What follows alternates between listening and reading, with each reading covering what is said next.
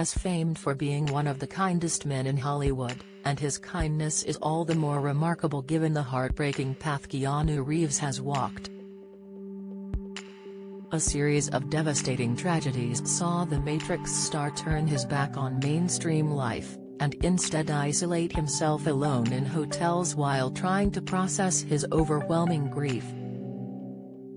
But all that appeared to change when Keanu, who turns 58 today, went public with girlfriend Alexandra Grant in 2019.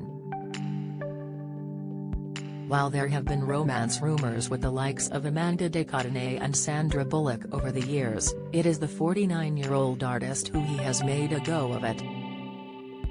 For more of the news you care about, straight to your inbox, sign up for one of our daily newsletters here. When news of the relationship first broke, it sparked a wave of joy among Keanu fans, who have long hoped he would find his own happy ending after enduring more than his fair share of heartbreak. His childhood was fraught with grief after his father abandoned the family when Keanu was just 3. His dad was arrested for possession of heroin and cocaine, and sentenced to 10 years in jail in 1994 before being released in 1996. They no longer speak. The story with me and my dad's pretty heavy. It's full of pain and woe and effing loss and all that Tess, he told Rolling Stone in 2000. Keanu left high school without a diploma and embarked on an acting career, getting his big break with indie crime movie River's Edge in 1986, followed by Bill and Ted's Excellent Adventure in 1988. But in 1991 his younger sister Kim was diagnosed with leukemia aged just 25. Keanu devoted himself to her care, suspending filming of 2 Matrix sequels to be by her side.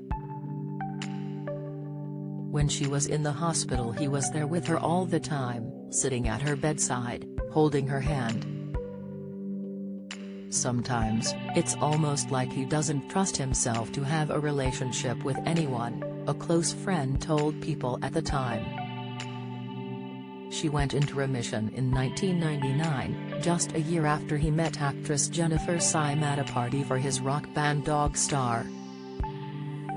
They fell in love, fell pregnant and were looking forward to the arrival of their baby daughter Ava when their dreams were shattered in an instant.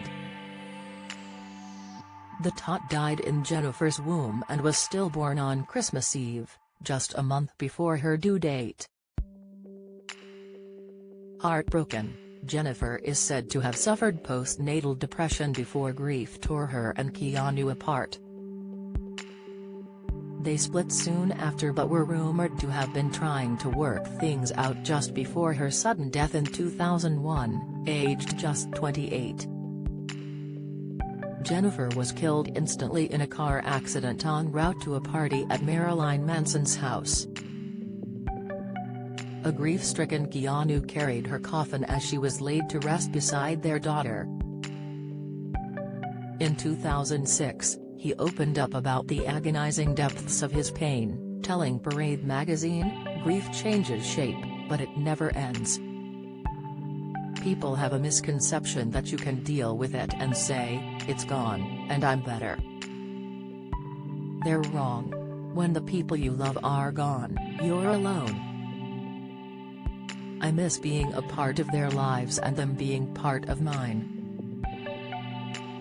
I wonder what the present would be like if they were here, what we might have done together. I miss all the great things that will never be," he added. With his domestic dreams shattered, Keanu instead embraced a rootless existence, remaining single and living out of suitcases in hotels. For 4 years he called Los Angeles Chateau Marmont home. Sounds quite bohemian and gypsy-like, doesn't it? He quipped of his lifestyle in 2010. I'm down to 1 bag now, and smaller rooms in hotels. Posting on Reddit, A cleaner at one hotel he lived at claimed the star barely left his room and loved to watch SpongeBob SquarePants on loop. He got to know all the staff, asking them questions and remembering details. He apparently gave one worker $100 towards her rent and would write little notes to the chef if he enjoyed his meal.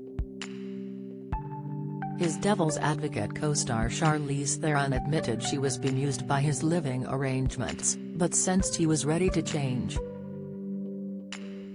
She told Rolling Stone, "When we started this movie, I asked if he was still living in a hotel, and he said, 'No, I'm ready to put some roots down somewhere.' I think, joking, he said something like, 'You know, the kid, the horse, the dog. And the wife. The wife last.' I said, 'I think you have it all turned around, you gotta get the wife first.' But I think he has changed. Before, I think he liked the idea of living out of a suitcase. I think he's now learned you can be a free spirit and have the other things as well.